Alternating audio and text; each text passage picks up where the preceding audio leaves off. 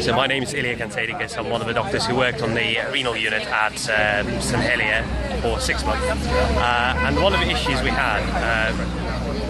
over here is obviously transferring patients between St Helier and St George's. Because St Helier doesn't offer quite as comprehensive a range of services as St George's does, if we had a kidney patient requiring a specialised procedure such as specialised surgery to unblock clogged up dialysis access or a cardiological procedure, we had to transfer them to St George's for this to happen. A lot of the time the big issue was finding the bed at the right time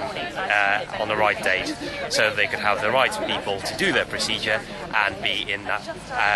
bed for that. And there were a few cases where the beds were so tight that we had to, with agreement from the receiving teams at St George's, just put the patient in the ambulance and get them offloaded at A&E at St George's, because then the trust would be obliged to find a bed somewhere, which of course is quite atrocious. In a sort of reverse example, we had a patient transferred from St George's to have a treatment which they should be able to provide. In fact, any renal unit should be able to provide, but I gather they were having some issues with capacity, so this patient ended up coming across to St Helier to have the same treatment, something called plasma exchange. Obviously, should St Helier be closed down and patients transferred to St George's, all of Surrey and a chunk of Sussex will lose their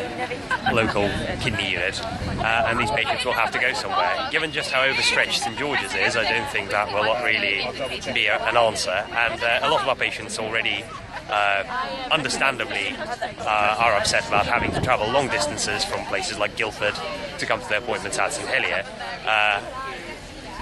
Imagine just how much worse it will be for them to have to go from Guildford to Tooting. So I think